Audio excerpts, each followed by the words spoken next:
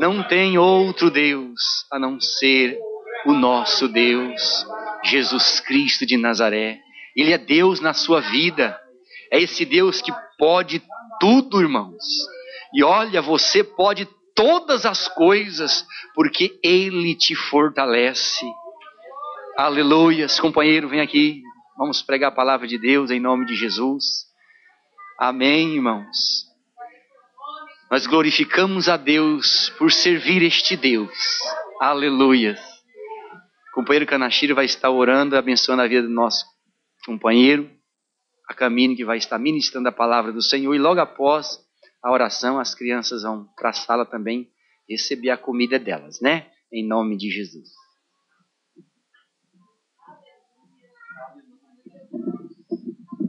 Cumprimento a todos com a paz do Senhor. Oremos todos. Senhor Deus e Pai, Criador do céu e da terra, te louvamos, te bendizemos na beleza da tua santidade. Neste momento, Senhor, apresentamos a ti o teu filho, Senhor, vem estar usando nas tuas mãos com ousadia, com graça. Deus, aquilo, Senhor, que já tem revelado a ele, Senhor. Dê a graça, a unção nos seus lábios para poder transmitir a tua palavra. Pai querido, também abençoa cada um de nós que estaremos ouvindo, Senhor, que possamos guardar a tua palavra em nosso coração para não pecarmos contra ti. Deus querido, também as criancinhas vão ouvir a tua palavra. Abençoa, Senhor, que possam compreender, aprender acerca do teu reino. Pai querido, abençoando cada um. Deus,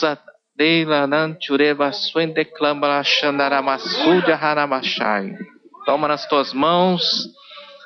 Toda operação do inferno sai agora em nome de Jesus. Pai amado, nós te agradecemos em nome de Jesus. Amém.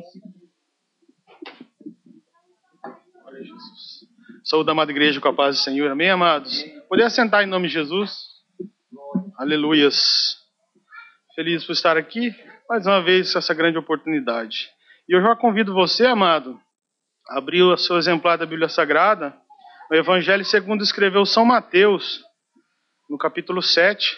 Você já pode ir abrindo aí. Enquanto você acha o capítulo 7, eu queria aqui estender, não como um protocolo, mas como uma devoção ao Senhor Jesus Cristo, gratidão que eu tenho por poder ministrar a sua palavra.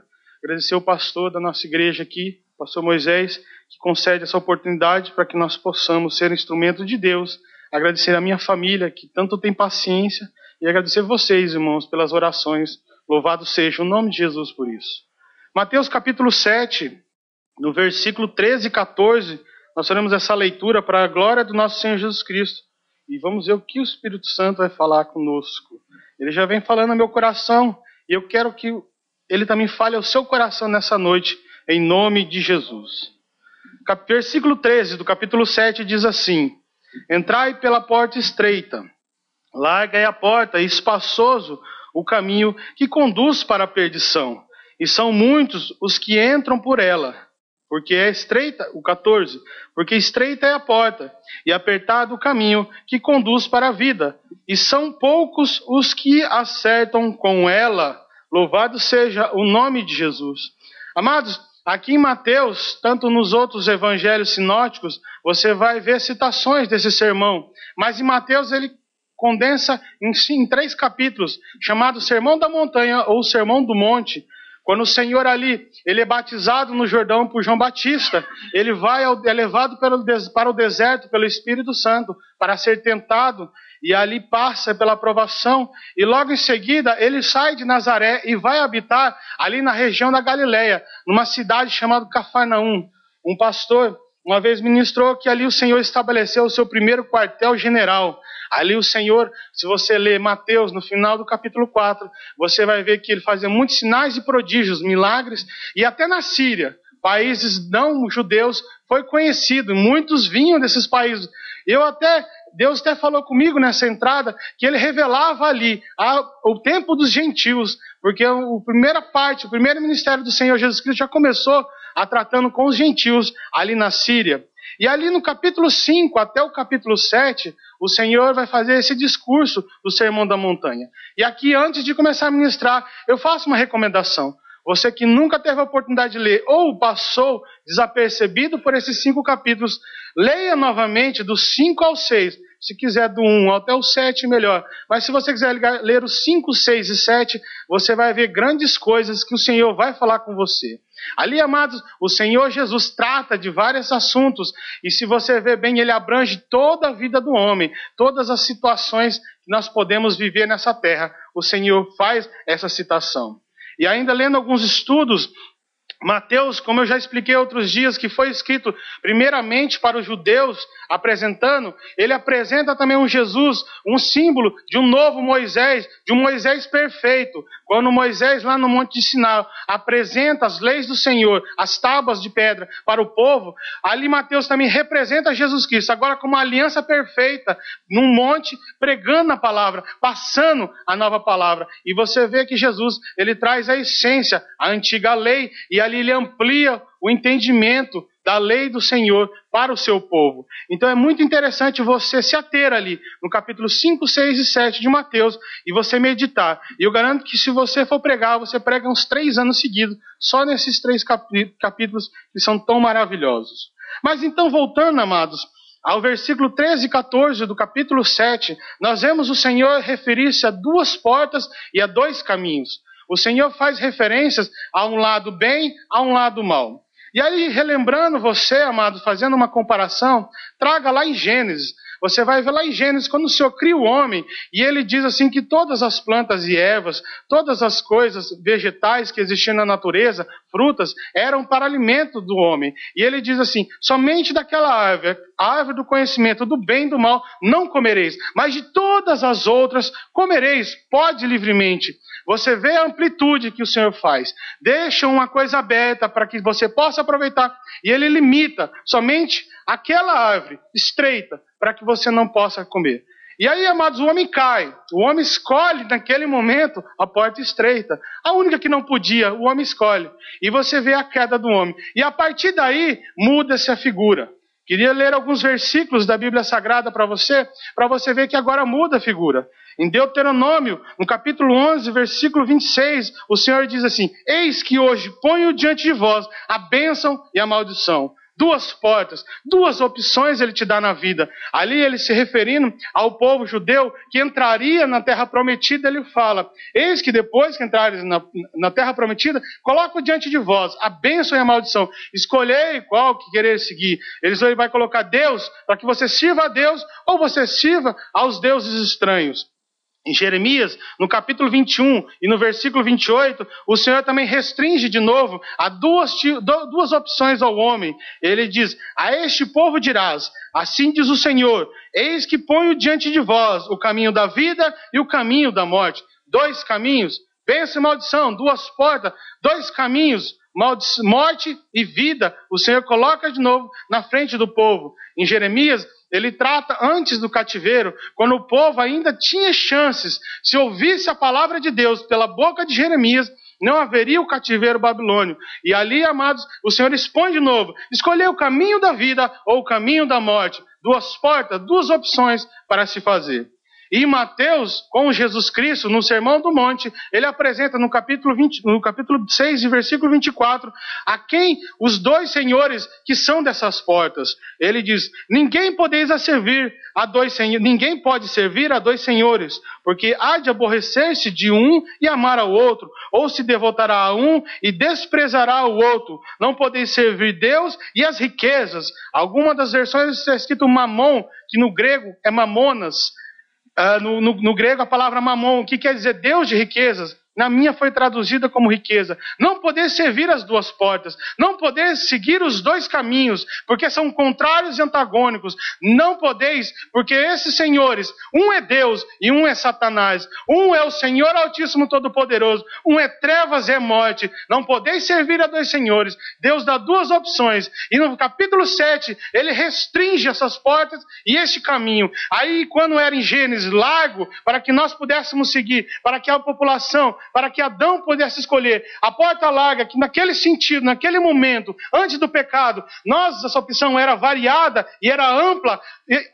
Adão escolhe seguir a porta estreita. E aí se inverte, o mundo cai em pecado, em maldição, como diz, maldita é a terra por tua causa, Adão. E ali a porta se estreita, a porta fica estreita e o caminho apertado. E o Senhor restringe, fala agora, escolhei 2 caminhos. Só que a opção que você seguir agora, a porta larga, não é a porta de bênção. A porta larga é o caminho da morte e de maldição. Agora você só tem a opção de uma porta estreita, de um caminho apertado. Escolhei qual poder seguir, porque se você escolher a errada, você entrará para o caminho da morte. E aqui, amados, eu queria trazer o significado da porta estreita, porque muitas vezes nós podemos pensar, principalmente uns camaradas grandes como eu, que porta estreita quer dizer intransponível, não é acessível a qualquer um passar. Talvez se você for grande, você não passará. A opção, amados, que Jesus dá da porta estreita, ele não está falando que é impossível, que olha, você é inalcançável, você é tão miserável que você não poderá passar. Essa porta é uma porta de misericórdia, não é uma porta só para os santos dos santos. Você se tornará santo a partir de passar dela, mas quando você vai tentar buscá-la, você achará. Não é intransponível, não é incalculável o tamanho dela. Ela é estreita, mas por um motivo. Mas antes de dar esse motivo, eu queria ler um pouquinho de uma história que eu me lembro quando eu emprestei um DVD de um pastor, e ele fez uma visita, aquelas turnês que eles fazem a Israel, e ele mostrou ali em Belém, uma igreja que existe lá, a Basílica de Natividade. Natividade, você vai entender logo por que ela se chama assim. Porque acredita-se ali, nós cristãos, como fala assim, por tradição, que ali naquele lugar existe aonde nasceu Jesus Cristo, onde foi ali a manjedoura, onde Jesus Cristo, quando José e Maria estavam passando, indo para Belém, aí eles pararam naquele lugar e dormiram naquele lugar, e onde foi que Jesus nasceu. Supostamente, não podemos afirmar. Eu, no meu coração, amados, eu tenho que o Senhor ele restringe as localizações geográficas, principalmente para que não haja romarias, não haja adoração aos lugares, mas ao Deus do lugar. Não queira se adorar o lugar. Por isso que o Senhor ele restringe às vezes o local. Você vai ver que quando fala da sarça ardente, não se sabe a localização exata. Você fala do Sermão do Monte, você não vai ver a exatidão do Sermão do Monte. Sabe que é na região de Cafarnaum, mas não sabe exatamente qual foi o ponto, para que não vire um lugar de romaria, para os homens que têm tendência a adorar o lugar e não ao Deus do lugar. Então, amados, essa igreja se localiza em Belém, e ela foi construída pela mãe de Constantino, aquele que estatizou a religião, aquele que, por história, fala que se tornou cristão, ali no século IV, e ali a sua mãe também, com certeza, se converteu, e se atribui a ela a construção dessa igreja. Essa igreja foi várias vezes destruída e aos séculos resistiu, e ela é considerada hoje uma das igrejas mais antigas e ainda em pé nos dias de hoje. Você perceba, foi feita mais ou menos no século IV, por volta do ano 326 após Cristo. Então você vê que são mais de 1.700, quase 1.700 anos de existência. Ela foi várias vezes destruída e reconstruída. Ela foi várias vezes dominada por uma ou por outra religiões cristãs daquela época dominantes. Hoje são 3 tipos de igrejas cristãs que detêm o patrimônio daquele lugar. E ainda em 2012, agora, foi tombada como patrimônio histórico pela Unesco. Mas o interessante dessa igreja, amados, que ela chegou um tempo a ser um mercado que as pessoas entravam e compravam ali. E só que o lugar, como era de pedestres, nos tempos antigos, os cavaleiros entravam de cavalo por ali. E ali causava transtorno aquelas pessoas. E ali as pessoas que detinham ali o poder sobre o lugar falou, vamos diminuir essa porta para que aí os cavaleiros não possam passar. Ele vai ter que descer do cavalo e entrar a pé naquela porta. E se você for a Israel hoje, você vai olhar a entrada, ela mais ou menos, amados, eu não sabia que o irmão Danielzinho ia vir, mas mais ou menos, amado, o irmão Danielzinho talvez se curve bem pouquinho para entrar. Ela deve ter 1,5 m, no máximo 1,60 m de altura. É uma porta baixa para a maioria das pessoas. Se eu, por exemplo, entrar, eu vou quebrar o nariz se eu não olhar para onde eu entro. Mas ela é uma porta estreita, justamente para isso. Mas você vê o arco que existia o tamanho da porta, era uma porta bem grande, mais de 2, 3 metros de altura, mas foi diminuída por causa deste motivo.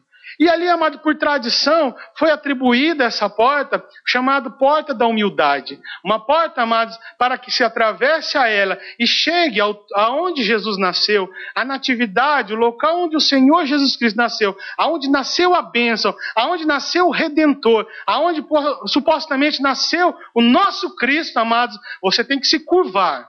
Essa porta, amada, é estreita porque nós temos que nos curvar. Você não entra com cabeça altiva. Você não entra, amados, olhando para o céu. Você tem que olhar para baixo, reconhecer na sua vida quem é o seu Salvador. Você por si mesmo não adianta ser bom, fazer tantas obras e achar que pode alcançar a salvação. Eu e você somos miseráveis, pobres, cegos e nus. Dependemos de Jesus Cristo. A salvação só vem por Jesus Cristo. Não adianta fazermos nada. Só Jesus detém a salvação para as nossas vidas. E para alcançar essa porta e atravessá-la somente com humildade, reconhecendo que eu e você somos vermes e dependemos de um Deus Todo-Poderoso que nos remiu e nos deu a vida eterna. Louvado seja o nome de Jesus.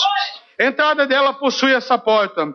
Em 2 Crônicas, no capítulo 7 e versículo 14, bem conhecido da igreja, mostra o que o Senhor pede do homem. Ele diz: se meu povo que se chama pelo nome se humilhar e orar e buscar e se converter dos seus maus caminhos, então eu ouvirei dos céus e perdoarei os seus pecados e sararei a sua terra. O Senhor, amados, ele pede uma coisa ao homem para alcançar a sua misericórdia. Ele pede humildade. Reconheça que você por si mesmo não é nada e precisa da salvação.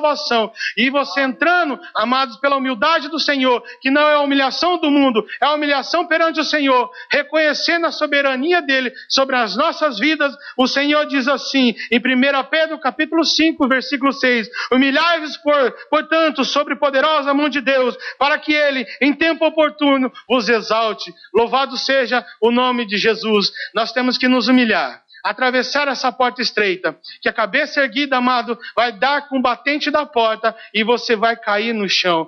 Essa porta, para se atravessar, tem que haver reconhecimento. Se crês no teu coração que Jesus é o Filho de Deus, entrará por essa porta, amados, com humildade, em nome de Jesus.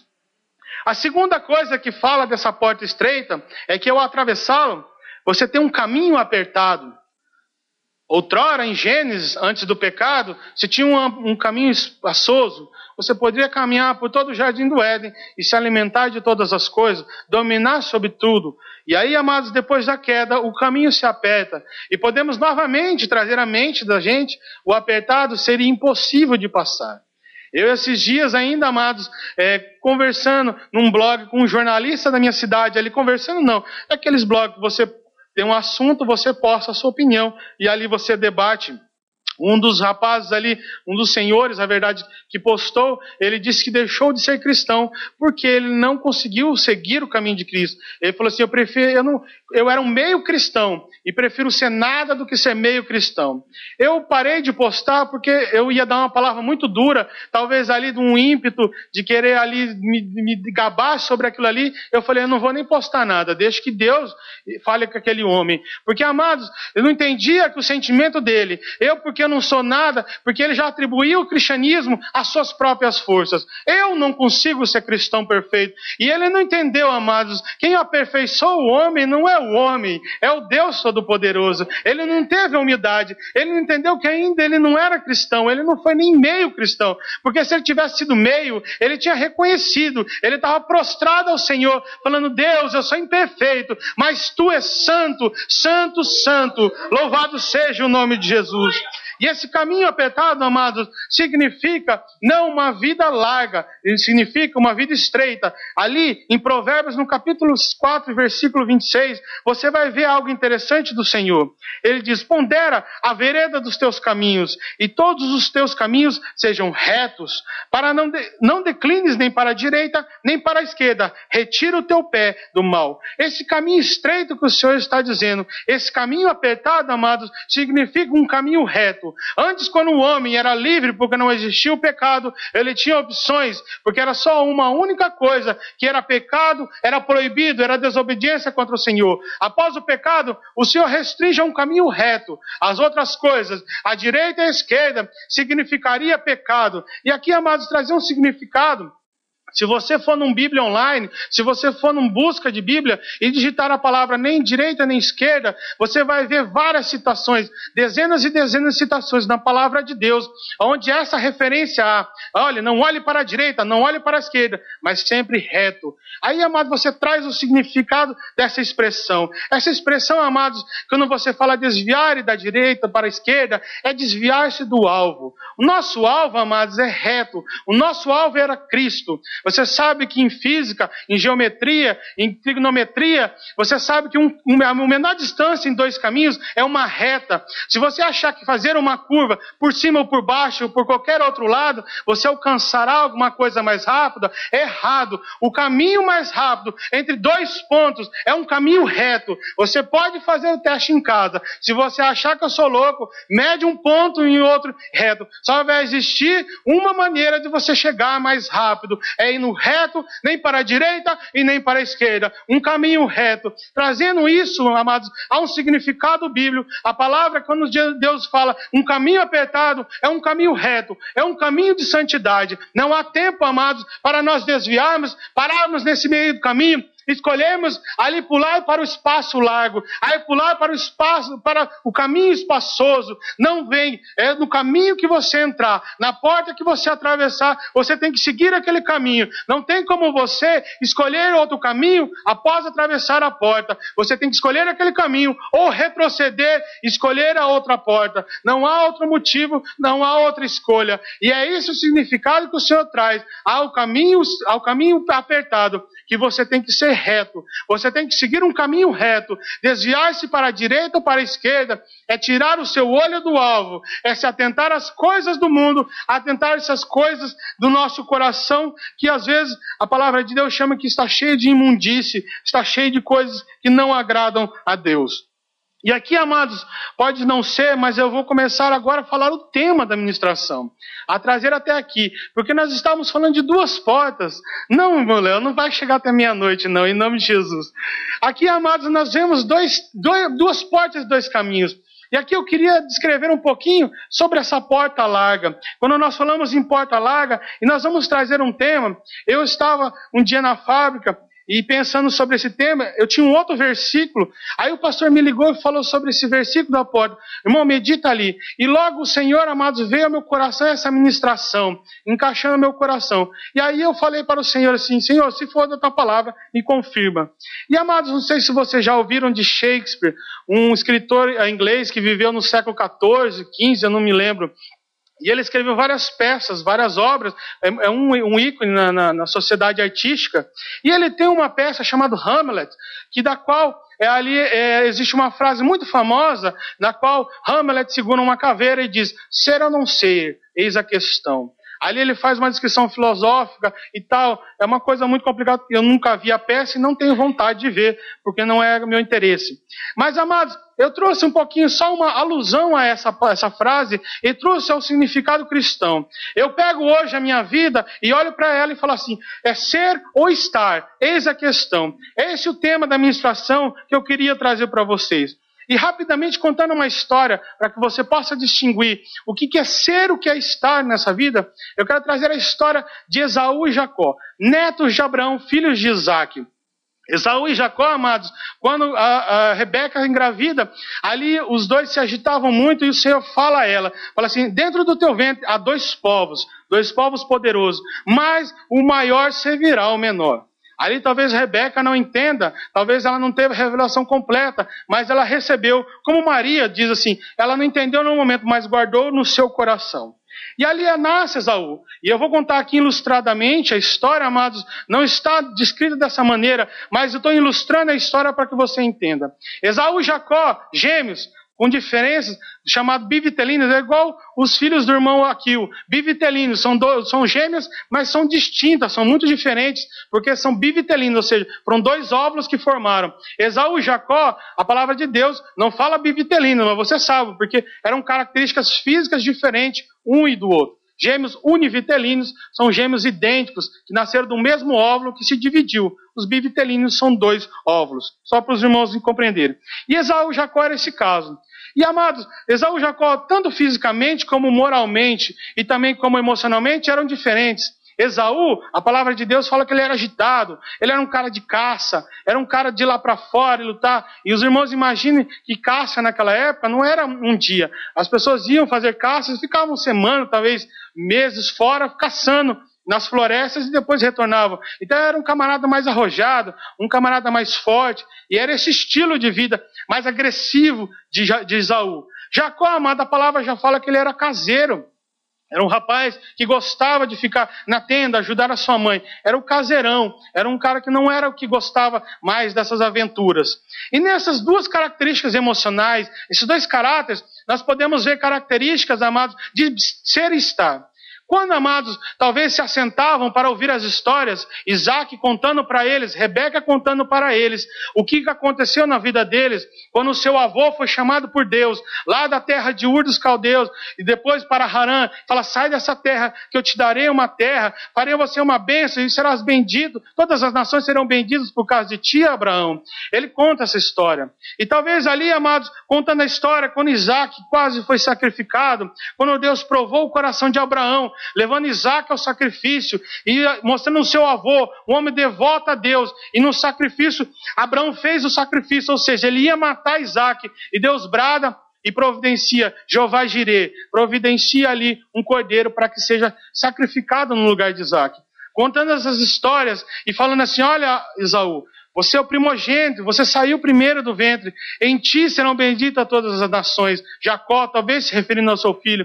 Olha, Esaú, cuida que você tem, porque você é uma geração poderosa sobre a terra. E Esaú, amados, com aquele ímpeto, aquela coisa agitada, fala, pai, eu vou brincar lá fora, pai, não quero ouvir essa história, uma coisa mais agitada, e ele queria ir embora. Eu estou falando, amados, pelas características que se citam desses dois personagens na Bíblia.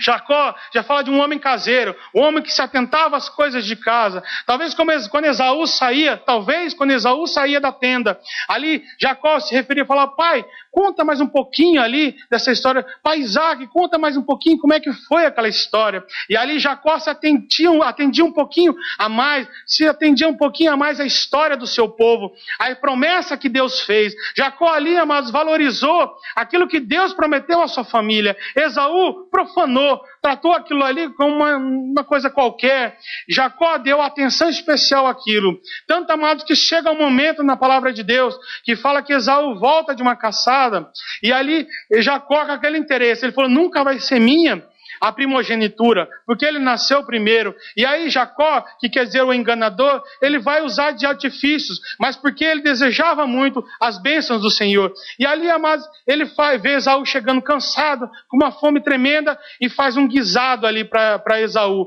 E fala assim, Esaú chega cansado e vê aquela comida, aquele cheiro, e você sabe, quando você chega da fábrica, muita fome, um cheiro de comida gostosa das nossas esposas maravilhosas, você cheira aquilo ali, as lombrigas pulam dentro de nós. E amados, talvez Esaú ali falou, nossa, meu irmão me aprendeu direito a fazer aquele guisado que a mamãe fazia. E talvez ele atentou aquilo.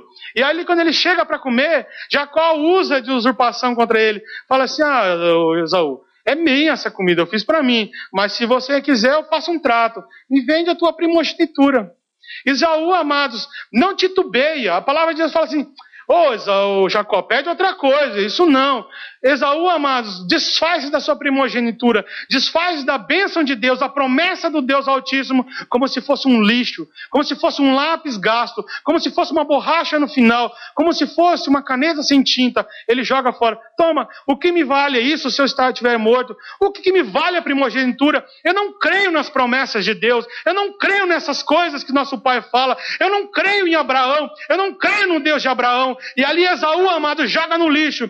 E Jacó, amado, um homem de visão, ele falou, eu prefiro não estar satisfeito hoje, mas eu quero ser uma bênção. O ser e estar, amados, representa essas duas nações, a nação de Esaú e Jacó. Jacó olhou para um alto mais alto. Ele falou, eu vou fazer um sacrifício tão grande, mas eu quero ser uma bênção, eu quero ser um povo grande. E Esaú já não, ele preferiu estar satisfeito. Uma barriga roncando e cheia de comida seria o suficiente para ele dizer eu sou feliz, mas ele não seria feliz, ele só estaria satisfeito por algum período, ele só estaria satisfeito por alguns minutos, talvez 4 horas, 5 horas depois a fome voltaria e ele veria saberia que aquilo foi efêmero, foi passageiro na sua vida, não valeu de nada. Todas as coisas passam, mas as promessas do Senhor jamais passarão. A palavra proferida pelo nosso Deus é eterna e não passa. O Senhor Jesus disse: passarão céus e terras, mas as minhas palavras não hão de passar. E amados, Esaú foi o profano. Nessa questão aqui, ser e estar, eis a questão de Esaú foi: eu sou profano, eu não dou valor nas coisas de Deus, e escolheu estar. E nisso, amados, nós vamos trazer entendimento o que é essa porta larga. A porta, amados, que o nosso Senhor botou diante de nós, uma porta estreita, e Ele diz que poucos o acertam, poucos se atentam a olhar para ela, mas Ele diz assim: muitos escolhem a porta larga e o caminho espaçoso. E esse caminho espaçoso, amados, nós podemos entender essa porta larga, esse caminho espaçoso, como diz ali em 1 João, na carta de 1 João, capítulo 2, versículo 16, que diz assim: pois tudo o que há no mundo é cobiça da carne, a cobiça dos olhos, a ostentação dos bens, não provém do Pai, mas do mundo. Aqui, amados, nós podemos ver quais são os 3 maiores, amados, propícios do homem, da carne, a escolher as coisas do mundo, a escolher a porta larga ao caminho espaçoso. A porta estreita, para muitos, amados, não é viável, mas não porque a porta é intransponível, é porque a humildade não mora no seu coração. A porta, muitas vezes, é intransponível para alguns, porque quando eles olham para dentro, eles veem um caminho reto, que não dá para fazer curvas e escolher para onde ele quer ir. Ele prefere um caminho mais espaçoso, um caminho que lhe dê opções para satisfazer a sua carne. Essa é a escolha do povo. As 2 portas estão diante do povo, e as pessoas optam e escolhem muitas vezes, como Jesus, muitos são os que escolhem a porta larga, o caminho espaçoso. Mas trazendo aqui a primeira carta de João, ele fala de 3 portas interessantes, não fala de 3 portas, eu que estou me referindo como portas, a cobiça da carne, e tem a ver, amados, com impulsos sexuais descontrolados, com o prazer imediato e a todo custo. É a primeira coisa que João trata, e são das coisas mais veementes no mundo. Como eu já preguei outrora aqui, a pornografia no mundo está num status tão grande, amados, que eu até falei para um amigo essa semana, a gente falando da Xuxa, que a Xuxa foi uma atriz de porno chanchada, e depois se tornou uma rainha dos baixinhos. Eu falei assim, brincando com ele, que o mundo está melhor hoje. Porque antigamente, hoje em dia, as atrizes que eram rainha dos baixinhos, faziam papéis de inocência, estão partindo para o pornográfico. Então, quer dizer que antes era pior, porque antes nós trazíamos do mundo pornográfico mulheres para educar os nossos filhos. Agora as mulheres que eram educadas vão educar os adultos. Mas antigamente, eu até brinquei, que ao inverso estava pior. Mas lógico que não. Mas levando a esse ponto, cobiça da carne. O mundo, amados, está chafundado nessa tal de pornografia. O mundo está chafundado, amados, na idolatria ao corpo perfeito, à lascívia, às coisas que podemos ver com os olhos. O mundo, amados, está imerso. Você não consegue mais distinguir as coisas. Como eu disse outro dia para o pastor, às 7, 8 horas da manhã, na minha casa, meu filho se trocando para ir para a escola, uma propaganda na televisão japonesa, de japonesas de 12, 13, 14 anos, quase se beijando na boca. Elas botavam uma balinha na boca e passavam uma para outra, a balinha quase tocando os seus lábios, com aquela câmera lenta, com uma música romântica no fundo. Para crianças, aquele horário é destinado, se você ligar no HK, para criancinhas do tamanho do meu filho e do tamanho do seu filho. E aquela propaganda era de uma balinha que as crianças gostam muito, que ela é doce em volta e no meio é leite. E aquela balinha, uma propaganda totalmente sensual. E ali, amado, o mundo vê aquela porta larga e não liga, vê aquelas coisas e não se atenta para aquilo e deixa entrar no coração deles essa porta. E o Senhor diz, amados, que a porta estreita já é o contrário. Ali, amados, quando o mundo fala que o sexo descontrolado, que o sexo variado, o sexo com todos, é comum, o mundo diz isso. Você não gostou? Pula para outra, pula para outro, ou pula para um mesmo outro, ou para uma mesma outra, 2 pessoas do mesmo sexo. E o Senhor, amados, quando Jesus Cristo é indagado, ainda falando daquele jornalista, eu falei que a moral, só pode existir um ser humano moral, porque a a moral foi dada por Deus ao homem. Um homem que crê na não existência de Deus, e ele já crê em alguma coisa, mas ele não crê na existência de Deus, não pode crer em moral, não pode crer em amor, porque um homem que só crê no natural, no físico, não existe amor para ele, porque amor para ele é uma reação químico-física dentro do organismo. Como é que eles podem falar de moral se são química e física? Porque se der uma dor de cabeça, uma dor de barriga neles, a química do seu organismo, os hormônios do organismo são alterados, então ele teria que deixar de amar, ele teria que ser um imoral, teria que ser qualquer outra coisa. Então não existe isso. A moral só existe porque Deus existe. E quando nós trazemos nessa área sexual, e eles falam que a moral existe lá com os gregos que discutiam antes de Jesus Cristo, Jesus, amados, rebate isso, sabendo na onisciência de Deus. Jesus, amados, quando vai falar de adultério, ali no Sermão do Monte, ele fala assim, olha, no princípio não era assim. Gênesis capítulo 2, versículo 18, Jesus está se referindo a lá. Disse mais o Senhor, quando criou Adão e Eva, não é bom que o homem esteja só. Far-lhe uma auxiliadora, para que seja idônea. E no versículo 27 do capítulo 1 anterior, ele mostra que é homem e mulher. Criou o homem, a sua imagem, a imagem de Deus o criou. Homem e mulher os criou. Não criou um terceiro gênero, homem e mulher. Sexo é heterossexual. Aqui fala em casamento, uma esposa, um marido só. Não fala em variação, em grupo, não fala em swing, não fala em coisas variadas. Fala estritamente, um casal é um homem, uma mulher. Não é um homem, uma mulher, uma mulher. O Senhor, amados, trata. Jesus fala quando vai falar de adultério. Ele leva lá para trás. Ele está falando, quando vocês acham que foi os homens que inventaram a moral, eu vou falar lá atrás. Assim não era no princípio. Deus estabeleceu a moral. Deus estabeleceu os padrões sexuais para o homem. Deus estabeleceu todas as coisas para que o homem seguisse aquela porta. Mas quando o homem peca, a porta fica restrita, ou a porta se fecha, a porta fica pequena para que o homem siga um caminho reto e não se desvie dele. A segunda porta, amados, que nós podemos ver aqui, na hora que João cita, claro, na minha citação chamando de porta, é a cobiça dos olhos, que quer dizer referência à ganância do homem, a procura incessante, amados, de satisfazer os seus desejos materiais, de possuir tudo o que quer.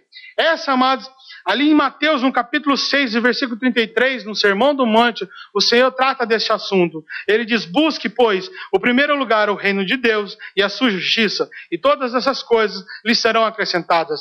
Ali, se você retroceder até o versículo 25, você vai ver de coisas que suprem a nossa necessidade física, a nossa necessidade de vestimenta, comida e bebida. Ele fala de 3 coisas básicas para a nossa vida. Ele está falando que essas coisas não faltarão nas nossas vidas se buscarmos primeiro o seu reino e a sua justiça. E muitos, amados, não escolhem essa porta estreita, esse caminho reto. Muitas pessoas, amados, acham que por entrar por uma porta estreita, um caminho reto, vão ser pobres miseráveis. Muitos não querem escolher porque acham que é dar dinheiro para pastor. E muitos escolhem, amados, a porta larga e o caminho espaçoso. Muitos escolhem por avareza, por, amados, ganância, por vontade de ter tudo no mundo. O que os seus olhos tocarem, eles querem consumir, eles querem ter. E, amados, o Senhor fala, essa é a porta larga. E aí eu vi numa ministração até essa madrugada, de um pastor muito conhecido, reverendo Augusto Nicodemos, ele fala sobre esse prazer incessante, esse hedonismo, que descende lá de Esaú, que nós tratamos aqui. Esaú era chamado de Edom, que Edom quer dizer vermelho, que gerou os edonitas, que mais tarde os gregos criaram uma cultura filosófica, um pensamento filosófico chamado hedonistas, que é a busca do prazer em última instância. O que importa para o ser humano é buscar o prazer a todo custo. Isso existe, isso é pregado nas televisões. Aqui na televisão ele fala, beba com moderação, mas você busca o prazer, não interessa. Um copo de cerveja, não busque o seu prazer. É isso que o homem fala. Ali, se você lembrar de Fyodor Dostoiévski, numa peça ele diz assim, tem uma citação que ele fala assim, olha, se Deus não existe, tudo nos é permitido. Então, amados, o pensamento hedonista fala que se negarmos a Deus, todas as coisas nos são lícitas. Foi lido aqui em 1 Coríntios, no capítulo 10, quando Paulo fala, todas as coisas nos são lícitas, mas nem todas nos convêm.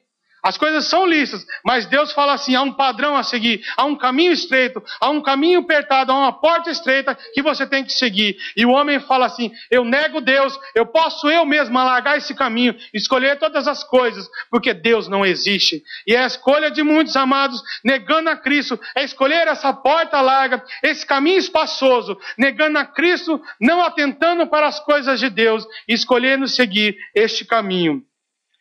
E por último, amado, a última porta que o Senhor fala é a ostentação dos bens. A ostentação que vem ali do grego, amado, da soberba, da altivez. Pelos bens adquiridos pela vida, pelo conhecimento que eu tenho, pelos estudos, por qualquer coisa que eu possa ser melhor que um ser humano, semelhante a mim, amados. Eu condizo a minha vida, o meu estar. Porque eu tenho, eu sou melhor que você. Porque eu tenho, eu sou mais que você. E se colocarmos duas pessoas nuas, junto, sem dinheiro, sem comida, dentro de uma redoma, amados, vão reagir da mesma maneira. Não terá condições. Não é porque você tem mais ou outro, o ser humano vai precisar comer, vai precisar beber, vai precisar ir ao banheiro, vai precisar dormir. Todo ser humano é igual. Mas, amados, a cultura hedonista, a cultura que leva o homem ao prazer incessante, a busca a todo custo, leva o homem, amados, à altivez, à soberba. Discutindo com um amigo meu ainda, falando que ele acha que uma pessoa inteligente leva, lógico, a escravizar a outra. É porque o homem, amados, tende a porta larga ao caminho espaçoso. Quando nós temos mais, começamos a nos sentir acima dos outros. Começamos, amados, a colocarmos nos degraus que falam assim, eu olho vocês por cima, miseráveis sois vós, eu sou melhor que vocês. O homem entende isso, porque ele escolhe a porta larga, o caminho espaçoso. E o Senhor, amados, diz em Lucas, no capítulo 18, e no versículo 14, na parábola do fariseu e do publicano, diz assim, digo-vos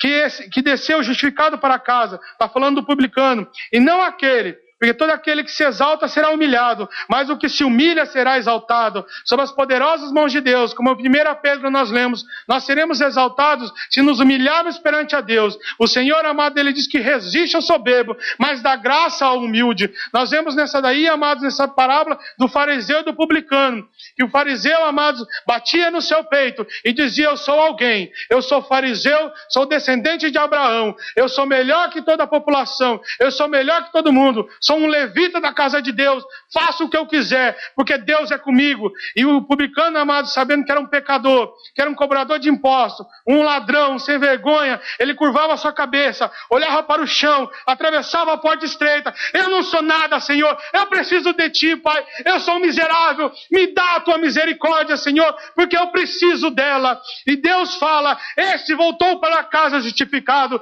ele fala em justificação.